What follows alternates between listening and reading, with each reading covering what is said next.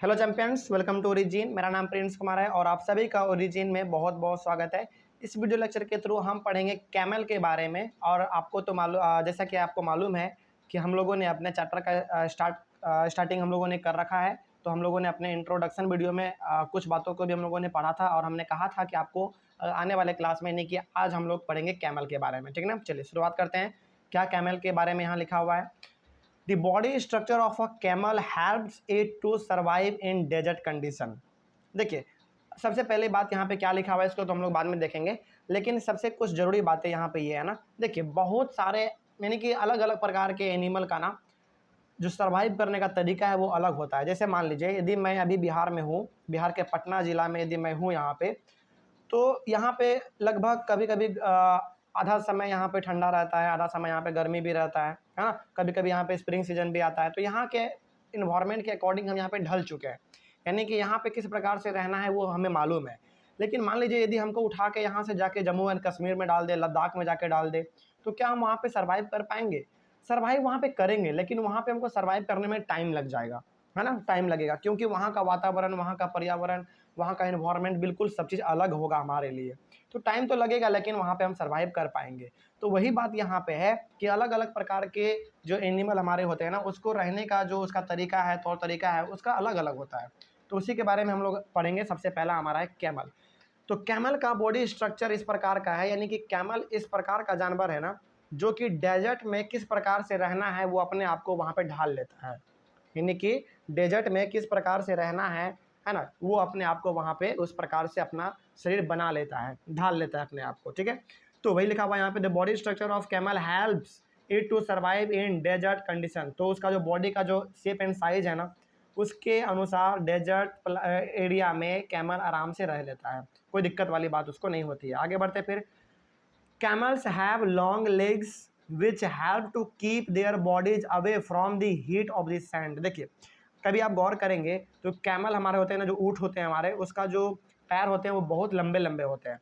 लंबे होने का इसका फ़ायदा है, लंबे होने का फ़ायदा ये है ना कि डेजर्ट वाले एरिया में, जहाँ पे कि बहुत सारा ना बालू वही सब भरा हुआ रहता है ना, वहाँ पे बहुत ज़्यादा गर्मी पड़ती है। और बालू चूँकि बहुत ही हमारा हीट हो जाता है, गर्म हो जाता है, तो उसका जो शरीर है ना, बालू से बहुत ऊपर रहता है। क्यों? क्योंकि उसका पैर ही इतना बड़ा है कि उसका शरीर बहुत ऊपर हो जाता है बालू से। मतलब यहाँ पे आप कह सकते हैं कि इसका इतना लंबा पैर है ना, जिसके कारण जो है ना, इसके बॉडी के बीच में और बालू के बीच में बहुत ज़्यादा दूरी हो जाता है, इसीलिए इसके बॉडी को उतना ज़्यादा हीट महसूस नहीं हो पाता है। ठीक ना। तो यहाँ पे सबसे बड़ा काम कौन कर रहा है? उसका लेग कर रहा है, यानी कि उसका पैर कर रहा है।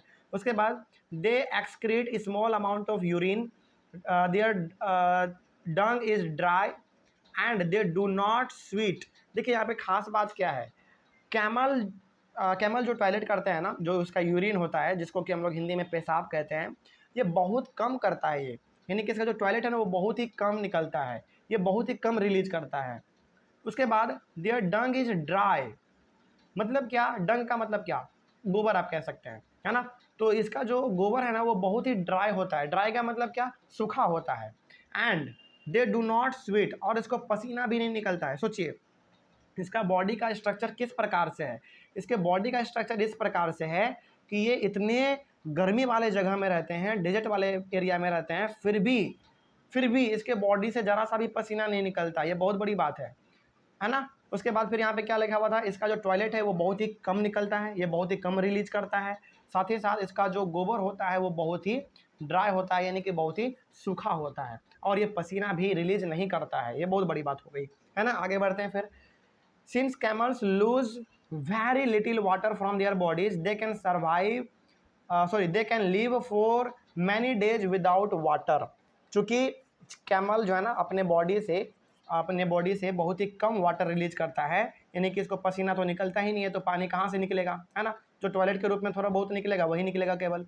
तो कैमल जो है ना वाटर अपने बॉडी से बहुत ही कम रिलीज करता है, बहुत ही कम बाहर निकलता है।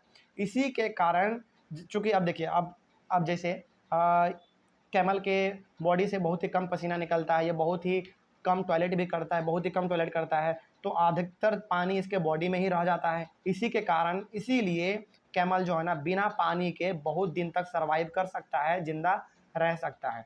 तो यदि आपसे कोई पूछे कि बेटा बताओ, कैमल जो है ना यानी कि जो ऊँट है वो इतना ज़्यादा दिन बिना पानी के सर्वाइव क्यों कर पाता है? इसलिए कर पाता है क्योंकि कैमल जो है ना बहुत ही कम टॉयलेट करता है, तो पानी कम निकलता है। दूसरी बात, इसके शरीर से पसीना बिल्कुल भी नहीं निकलता है, तो पानी इसके बॉडी में ही बचा रह जाता है। इसीलिए इसके बॉडी में पानी ज़्यादा हो जाने के कारण इसके ये जो है ना कुछ दिन तक बिना पानी के भी सर्वाइव कर सकता है। आगे बढ़ते हैं फिर, the features of a camel help it to survive in a desert. तो इसका बॉडी का जो स्ट्रक्चर है ना इस प्रकार से है कि ये पूरी तरीके से डेजर्ट वाले एरिया में सर्वाइव कर लेता है ना। इसका बॉडी वहाँ के लिए फिट है। लेकिन मान लीजिए यदि हम लोग जाके डेजर्ट एरिया में रहने लगे अचानक, तो हमारा तो पसीना से हालत ही ख़राब हो जाएगा, है ना। हर बार हम पानी खोजेंगे। तो हर प्रकार के इंसान का रहने का तरीका अलग अलग होता है, अलग अलग जगह पे ही वो रह सकता है ना। सबका रहने का भी तरीका अलग है, जगह अलग है। तो कैमल के बारे में हम लोगों ने जान लिया। उसके बाद हम लोग अपने नेक्स्ट वीडियो में पढ़ेंगे फिश के बारे में, ठीक ना। चलिए, thank you very much and have a nice day.